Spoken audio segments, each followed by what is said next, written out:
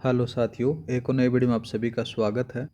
आज बात करेंगे अपन रक्त समूह और आरएच कारक के बारे में। आपके आरएस प्री में एक टॉपिक दे रखा है, इसमें से सवाल जरूर बन सकता है। ठीक है, तो जितनी बेसिक जानकारियां होंगी वो सारी अपन देखेंगे, बेसिक टू मॉडरेट सारा का सारा अपन कंप्लीट करेंगे। ठीक है गाइज, सबसे पहले अपन बात करते हैं रक्त के बारे में कि रक्त होता क्या है। रक्त या फिर बोल सकते हो रुधिर। रक्त या फिर रुधिर के बारे में बात करें तो रुधिर एक तरल संयोजी ऊतक माना जाता है, साथ में ही प्राकृतिक कोलाइड है जो कि मुख्य रूप से दो अवयवों से मिलकर बना होता है। डेफिनेशन के अंदर से क्या लिखोगे, यहाँ पर लिखो रुधिर एक तरल संयोजी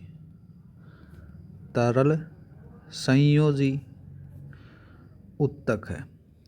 ऊतक वह कौन सा जाता है, प्राकृतिक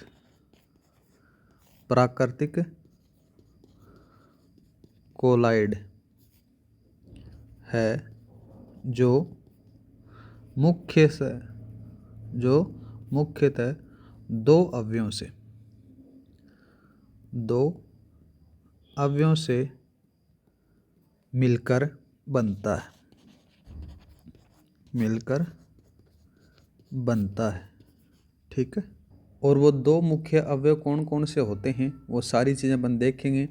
पहले का नाम आपने सुना होगा, नाम आ जाता है उसका प्लाज्मा, और दूसरे का नाम आ जाता है गाइज रुधिर कोशिकाएं। कौन सी आती हैं, रुधिर कोशिकाएं। इन दोनों अवयवों से मिलकर रुधिर का निर्माण होता है। पहले अपन बात कर लेते हैं इस प्लाज्मा के बारे में कि प्लाज्मा क्या चीज़ होती है। तो यहाँ पर लिखो प्लाज्मा। तो प्लाज्मा के बारे में जब जानकारी अपने को प्राप्त होती है तो जो आपका मानव का जो रक्त होता है उस रक्त के आयतन का लगभग 55% प्लाज्मा पाया जाता है मानव के रक्त में। तो यहाँ पर क्या लिखोगे, रक्त में 55% प्लाज्मा होता है। प्लाज्मा पाया जाता है। ये कुल रक्त का है, याद रखना। प्लाज्मा का कोई रंग नहीं होगा, यह रंगहीन होता है। ठीक है गाइज, और बात करें तो जो प्लाज्मा होता है, इस प्लाज्मा का जो अधिकांश भाग होता है ना, वो 90% भाग जल से बना होता है। और बात की जाए तो जो प्लाज्मा होता है इसमें बहुत सारे अनेक प्रकार के प्रोटीन आपको देखने को मिल जाते हैं। आहार और पोषण वाला जो टॉपिक पढ़ेंगे उसमें देखेंगे प्रोटीन कौन कौन से होते हैं, उनका नाम आपसे पूछा जा सकता है। ठीक है, और ये क्या करता है जो प्लाज्मा, जो ये CO2 हार्मोन्स और CO2 के साथ में हार्मोन्स और अपशिष्ट होते हैं उनको ले जाने का काम करता है। ठीक है, अब बात करते हैं रक्त कोशिकाओं के बारे में। यहाँ पर लिखो रक्त कोशिकाएं। रक्त कोशिकाओं का जब नाम आता है तो आपने बहुत बार सुना होगा, ये मुख्य रूप से 3 प्रकार की होती हैं। क्या लिखोगे, ये 3 प्रकार की होती हैं। 3 प्रकार की होती हैं। कौन कौन सी, उन तीनों के बारे में बात करें। एक का नाम आ जाता है RBC। ठीक है, कौन सा आएगा, RBCs। दूसरे का लिखोगे तो WBC आ जाता है, और तीसरे का लिखोगे तो कौन सा लिखोगे, नाम आ जाता है प्लेटलेट्स। ठीक है, तो इन तीनों चारों के बारे में बात करते हैं। सबसे पहले ये RBCs क्या होता है, इसका नाम जरूर याद रखना। इसका नाम, इसको बोलते हैं अपन लाल रक्त कोशिकाएं। ठीक है, लाल रक्त कोशिकाएं इसको कहा जाता है। WBC बात करें तो इसको श्वेत रक्त कोशिकाएं कहते हैं। श्वेत रक्त कोशिकाएं इसको कहा जाता है, और प्लेटसेट्स होती हैं। अब सबसे पहले बात करते हैं किसके बारे में, RBC के बारे में। RBCs क्या होती हैं, लाल रक्त कोशिकाएं इसको कहा जाता है। अब इसके बारे में सारी चीज़ें अपन बात करने वाले हैं। पहली बात करें तो इसका आकार कैसा होता है। आरबीसी का आकार आपसे पूछे तो याद रखना गोलाकार होती हैं। कैसी होती हैं? गोलाकार होती हैं। इसके अंदर से जो आरबीसी होते हैं इसमें से केंद्रक नहीं मिलता है, केंद्रक नहीं होता है। ठीक है गाइज, आगे बात करते हैं तो इसके अंदर से हीमोग्लोबिन नामक लाल वर्ण के कारण रुधिर का जो रंग होता है वो लाल होता है।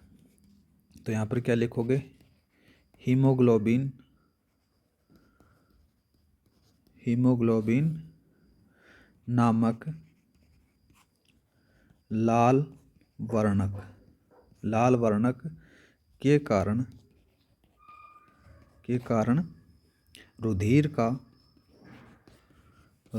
का रंग कैसा होता है? लाल होता है। ठीक है गाइस, आगे बात करते हैं। ये क्या काम करती हैं? ये O2 के वहन में काम करती हैं। O2 के वहन का कार्य करती हैं। कौन करती हैं? आरबीसी करती हैं। ठीक है गाइज, इनका जीवन काल आपसे पूछा जाए तो ये भी याद रखना, जीवन काल कितना बताना है आपको?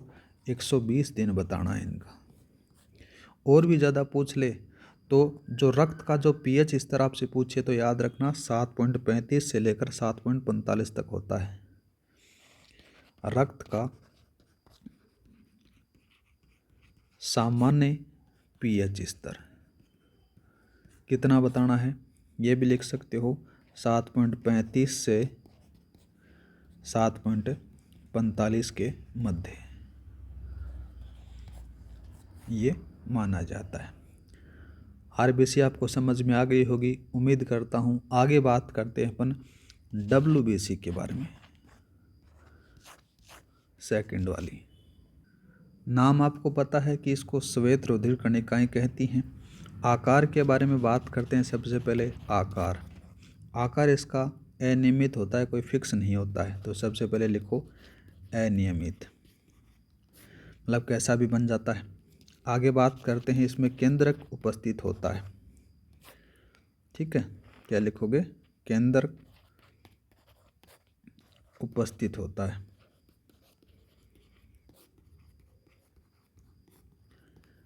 ठीक है गाइस, और बात करें तो इनका जो जीवन काल होता है ना, या फिर जीवन काल बात करें तो ये आरबीसी से कम माना जाता है।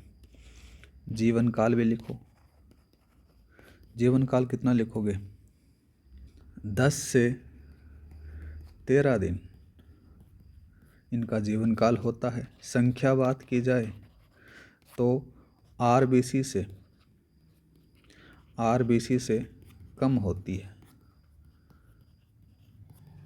ठीक है गाइस, और बात करते हैं इसी के साथ में, ये जो डब्ल्यूबीसी है ना, इनको शरीर में जो संक्रमण से लड़ने के लिए क्षमता प्रदान कर जाती है इंसान को। तो यहाँ से लिख सकते हो रोगों से लड़ने में सहायता प्रदान करती हैं। ठीक है, और बात करें तो एक नाम याद रखना, नाम आ जाता है मोनोसाइट। क्या लिखोगे? मोनोसाइट या फिर लिख सकते हो या केंद्रकाणु। केंद्रकाणु सबसे बड़ा श्वेत रक्त कण होता है। श्वेत रक्त कण होता है। और बात करते हैं इसी के साथ में आगे, एक नाम आ जाता है। क्या लिखोगे? लसिका कोशिकाएं। लसिका कोशिकाएं। लसिका कोशिकाओं के बारे में अपन बात करें तो ये क्या होती हैं? ये श्वेत रुधिर कणिकाओं के लिए महत्वपूर्ण घटक के रूप में काम करती हैं एवं सबसे छोटी डब्ल्यूबीसी होती है। ये सबसे छोटी डब्ल्यूबीसी होती हैं ठीक है। और लिखोगे इसके अंदर से तो WBC का मुख्य भाग होती हैं कौन सी? लसिका कोशिकाएं। लसिका कोशिकाओं के बारे में बात करें तो ये दो प्रकार की होती हैं। ये दो प्रकार की होती हैं। कौन कौन सी? एक का नाम आ जाता है बी और एक का नाम आ जाता है टी। इसको कहा जाता है बी से लिम्फोसाइट कहते हैं, लिम्फोसाइट कहा जाता है, और इसको टी लिम्फोसाइट कहा जाता है। ठीक है, लिम्फोसाइट। इन दोनों के बारे में थोड़ा सा याद रखना। और अगर ज़्यादा चर्चा की जाए इन्हीं के बारे में, जैसे बी लिम्फोसाइट हो गया, टी लिम्फोसाइट हो गया, तो इनका जो निर्माण होता है वो लसिका, गांठों, प्लीहा और थाइमस ग्रंथि और अस्थि मज्जा द्वारा किया जाता है। ये क्या करते हैं? एंटीबॉडी और प्रतिरक्षा प्रोटीन का निर्माण करती हैं और शरीर की प्रतिरक्षा तंत्र को अंदर से महत्वपूर्ण योगदान अपना अदा करती हैं, दोनों की दोनों। एक चीज़ और याद रखना, अगर किसी इंसान को एड्स हो जाता है, क्या हो जाता है? एड्स। एड्स होने पर इनका निर्माण कम हो जाता है। मतलब कि जो बी लिम्फोसाइट हैं और टी लिम्फोसाइट हैं, ये एड्स हुए व्यक्ति के अंदर से इनका निर्माण बहुत कम हो जाता है। तो ये थी अपन WBC के बारे में। अब बात करते हैं, नेक्स्ट लिखो प्लेटलेट्स के बारे में। ठीक है,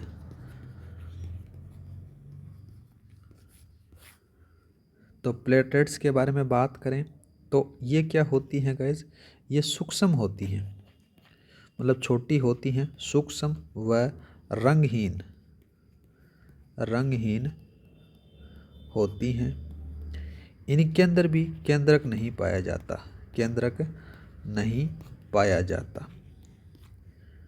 ठीक है, केंद्रक ओनली किस में पाया जाता है?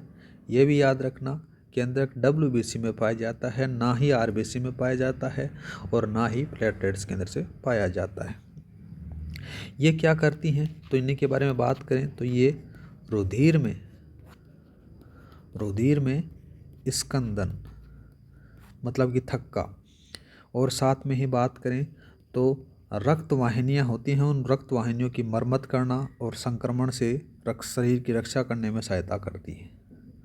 तो एक तो देखो क्या लिखोगे, ये रक्त में स्कंदन व रक्त वाहिकाओं का या फिर रक्त वाहिकाओं की मरम्मत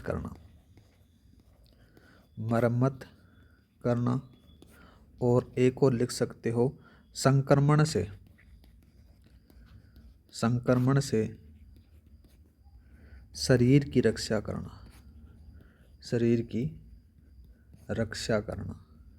ये सारे काम किसके होते हैं? प्लेटलेट्स के होते हैं। इतना तो अपने देखा कि किस प्रकार से जो इंसान का जो ब्लड होता है, रुधिर होता है, वो 2-3 चीज़ों से मिलकर बना होता है। अब कुछ बेसिक जानकारियाँ देखते हैं। देखो, सबसे पहले बात करें तो जो रक्त कोशिकाएं होती हैं, रक्त कोशिकाओं के अंदर से RBC, WBC और प्लेटलेट्स का निर्माण होता है। यहाँ पर क्या लिखोगे? रक्त कोशिकाओं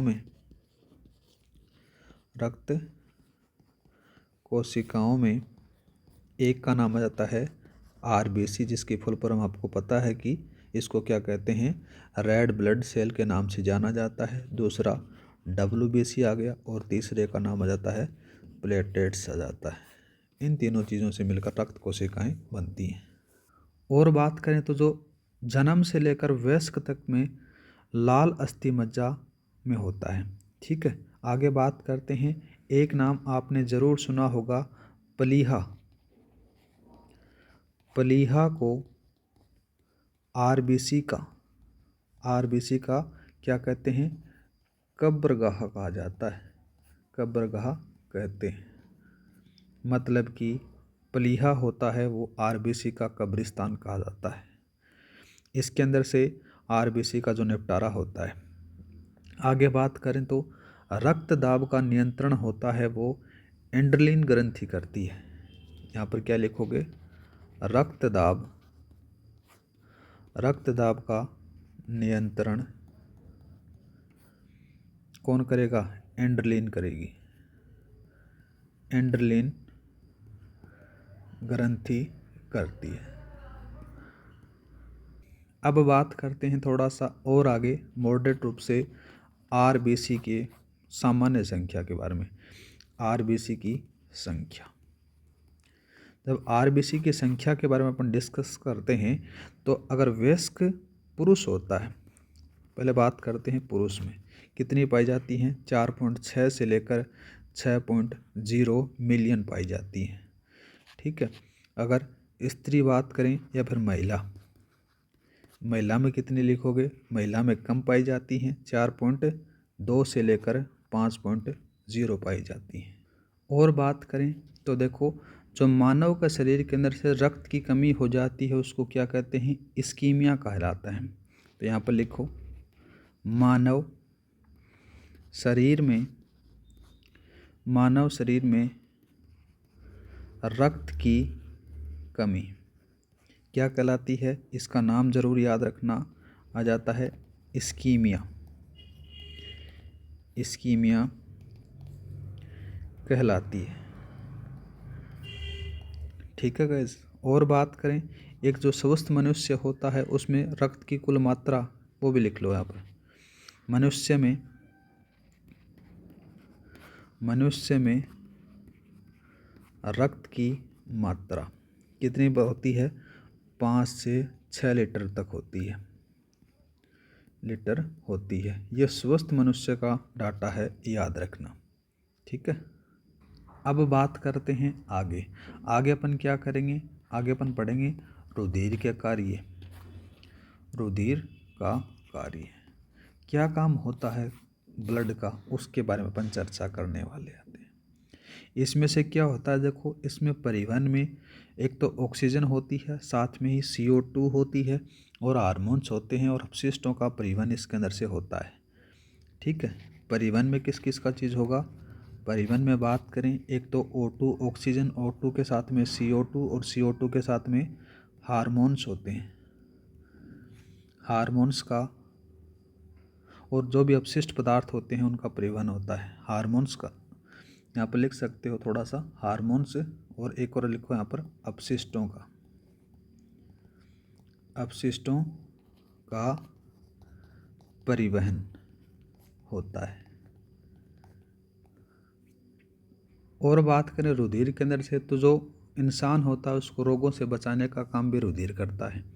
इसमें से क्या होता है? रुधिर के अंदर से कुछ प्रतिरक्षी विषैले और भारी और असंगत पदार्थों को निष्क्रिय करने का, विघटन कर देने का काम भी रुधिर करता है।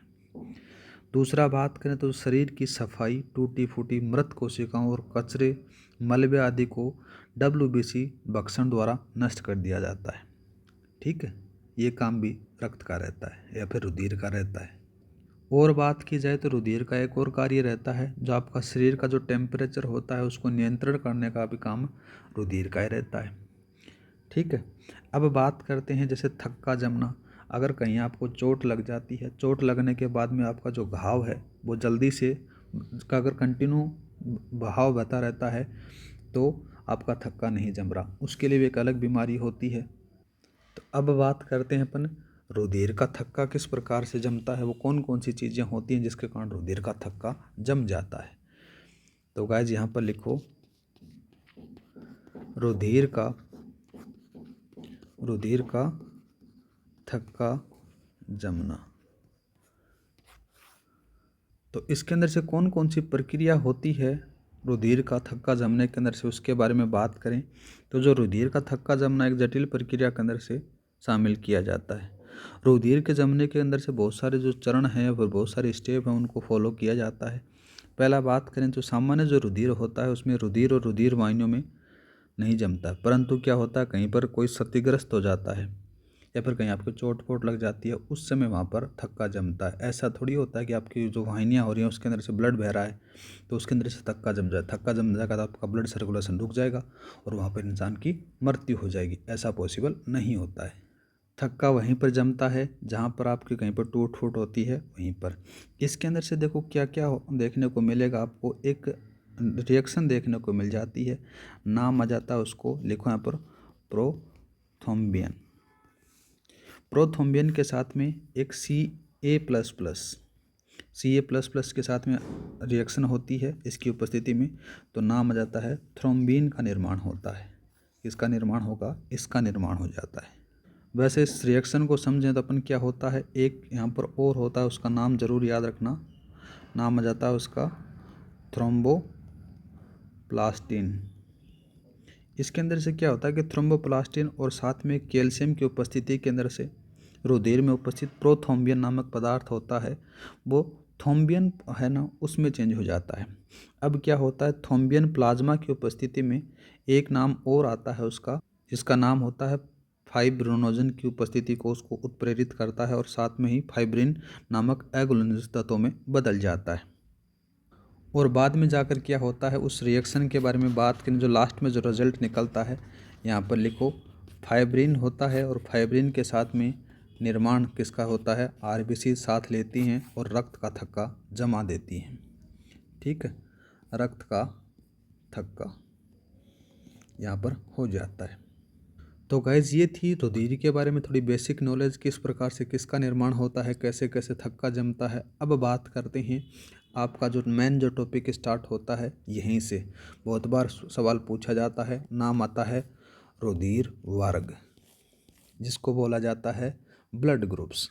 ब्लड ग्रुप्स की जो खोज होती है सर्वप्रथम किसने की, उसी के बारे में बात करें अपन, तो खोज के बारे में कौन आ जाता है, एक वैज्ञानिक आता है, उसने बताया कार्ल्स, उसका नाम आता है कार्ल्स लैंड स्टीनर। इस महाशय के द्वारा रुधिर वर्ग के बारे में बताया जाता है कि जो रुधिर का वर्ग रुधिर होता है उसको इस प्रकार में बांटा जाता है। ठीक है, सभी मनुष्यों में रुधिर एक समान नहीं होता है, किसी में ए पाया जाता है, किसी में बी पाया जाता है, वो सारे अपन देखेंगे। लेकिन इस महाशय के द्वारा बताया गया कि हर मनुष्य के अंदर से जो ब्लड ग्रुप होता है वो अलग अलग होता है। ठीक है, और उसका रीज़न भी इसने बताया। उसका रीज़न ये बताया कि मनुष्य का जो रुधिर होता है वो लाल रक्त कणिकाओं में पाए जाने वाले विशेष प्रकार के प्रोटीन होते हैं, एंजाइम्स होते हैं, उनके कारण उनका ब्लड ग्रुप अलग अलग होता है। ठीक है, अब बात करते हैं एक रुधिर में एंटीजन और एंटीबॉडी होता है उसके बारे में। ठीक है, तो यहाँ पर क्या लिखोगे, रुधिर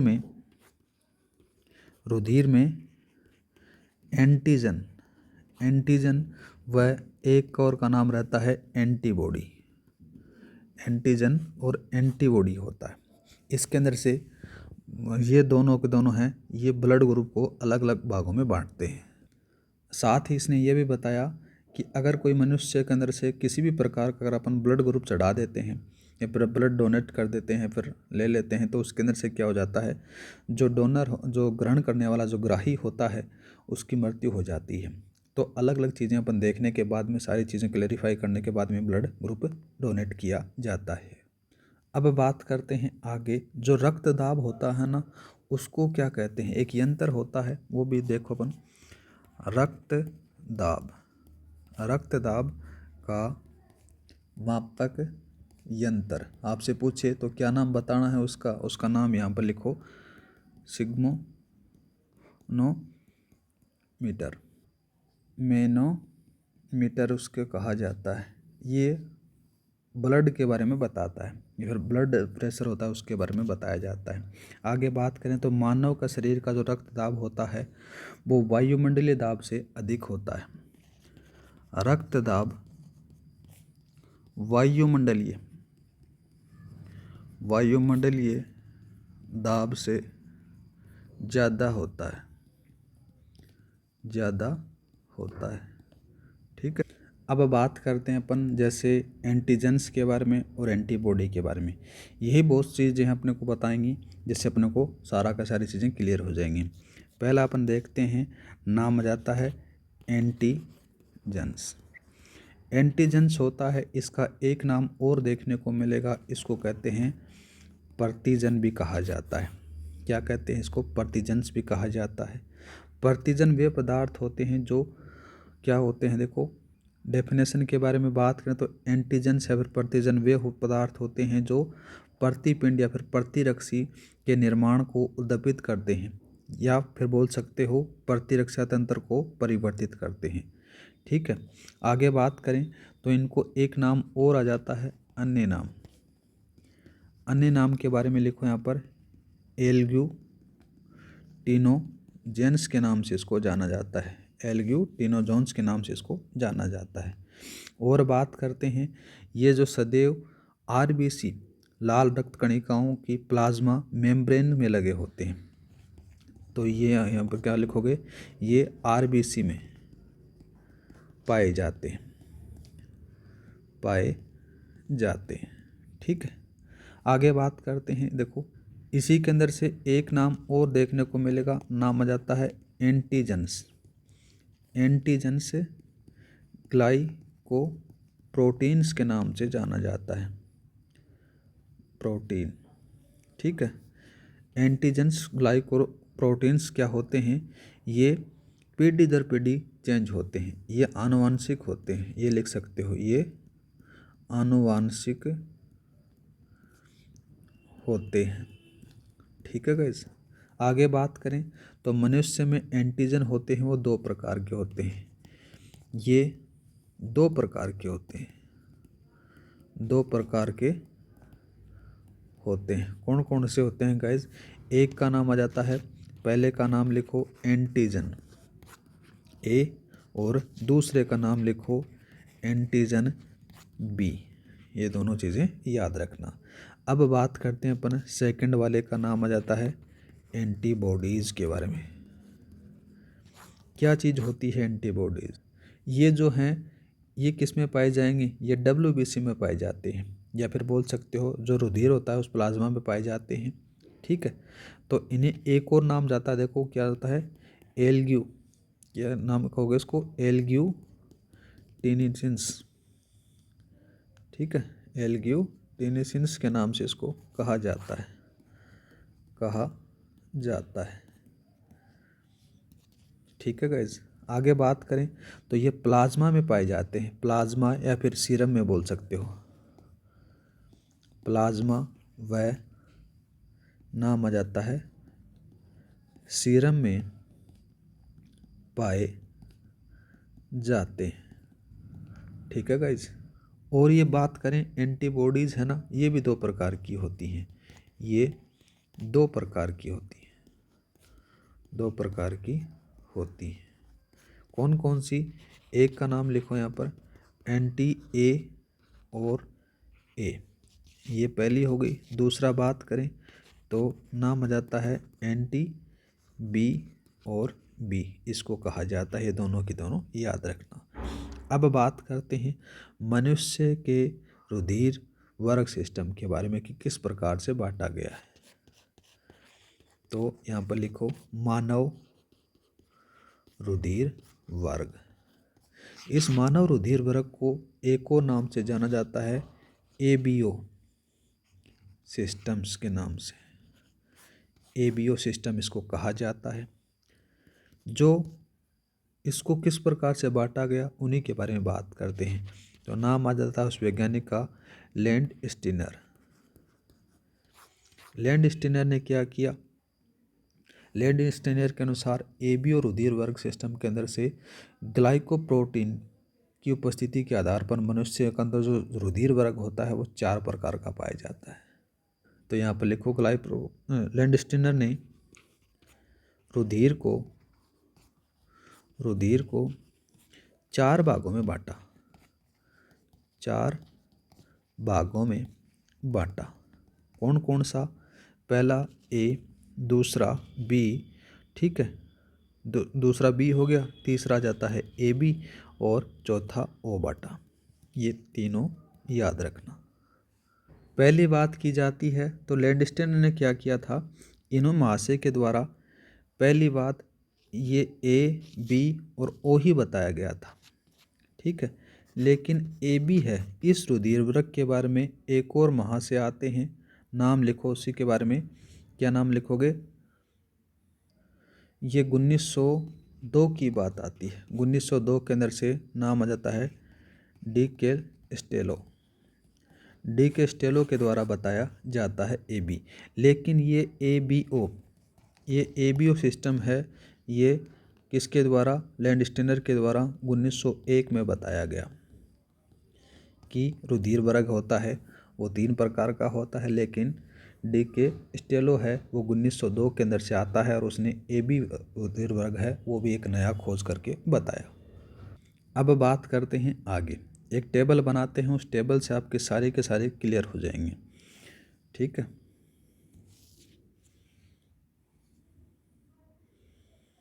इस टेबल में अपन एक तरफ से देखेंगे कौन सा रुधिर वर्ग देखेंगे, दूसरी तरफ अपन देखेंगे कौन सा एंटीजन देखेंगे, और तीसरी तरफ अपन देखेंगे एंटीबॉडी।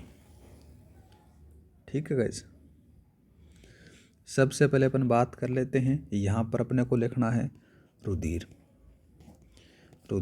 वर्ग। रुधिर वर्ग में कौन कौन से अपने बताया, ए बी भी बताया अपने, ए बी भी बताया और ओ बताया, ये 4 अपन पढ़ कर आए। इसमें से एंटीजन कौन कौन से होते हैं, एंटीजन के बारे में बात करें तो ए में ए होता है, बी में बी होता है और ए बी में ए बी होता है और इसमें नील होता है। ठीक है, कोई भी इसमें एंटीजन नहीं पाया जाता। यहाँ पर आगे वाले में लिखोगे कौन सा, एंटीबॉडी, हो लिख लो फिर यहाँ पर एंटीबॉडी के बारे में जिक्र करें, ए वाले में बी पाया जाता है और ए वाले में ए पाया जाता है और इस वाले में नील पाया जाता है और यहाँ पर ए बी पाया जाता है। इनके बारे में थोड़ा सा याद रखना। अब बात करते हैं कि किस प्रकार से कौन से रुधिर वाले को कौन सा रुधिर दे सकते हो, वो देखते हैं अपन। तो यहाँ पर अपन लिखते हैं रुधिर का आदान प्रदान। रुधिर का आदान प्रदान, रुधिर के आदान प्रदान के बारे में बात करें ना अपन, तो सबसे पहले बात करते हैं गाइस, देखो यहाँ पर वैसा ही टेबल बनाते हैं। इस टेबल में सबसे पहले अपन बात करेंगे रुधिर वर्ग के बारे में। रुधिर वर्ग आ गया, यहाँ पर रुधिर वर्ग के बारे में बात करेंगे कि किस वर्ग से रुधिर को दिया जा सकता है। तो यहाँ पर लिख सकते हो दिया जा सकता है, यहाँ पर लिखोगे ग्रहण किया जा सकता है। क्लास की पीडीएफ फाइल आपको मैं टेलीग्राम पर दे दूंगा, टेलीग्राम का लिंक डिस्क्रिप्शन में दे रखा है, वहाँ पर जाकर आप ज्वाइन कर सकते हो। हर क्लास की पीडीएफ फाइल आप पर वहाँ पर मिल जाएगी। पहले बात करते हैं अपन रुधिर वर्गों के बारे में। ए आ गया, बी आ गया, ए बी आ गया और ओ आ गया। तो जो ए रुधिर वर्ग है ये किस किस को दिया जा सकता है, तो याद रखना ये ए और ए बी को दिया जा सकता है। ठीक है, और ग्रहण कौन किया जा सकता है इसका, ओ तथा ए।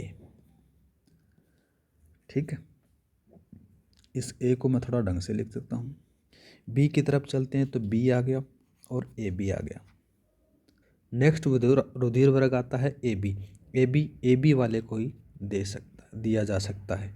इसमें से बात करें तो ए बी वाला किस किस को दे सकता है, इस तरफ अपन दोनों तरफ से ग्रहण वाले की तरफ से बात करें तो एक तो ओ को देगा तथा यहाँ पर बी लिख सकते हो। ए बी वालों के बारे में बात करें तो एक तो ओ को दे सकता है, साथ में बात करें ए बी और ए बी दोनों। ओ बचता है, ओ क्या होता है, ओ सबको दे सकता है, ए को भी, बी को भी, ए बी को भी और ओ को भी। नेक्स्ट बात करते हैं किससे ग्रहण किया जा सकता है, केवल ओ से।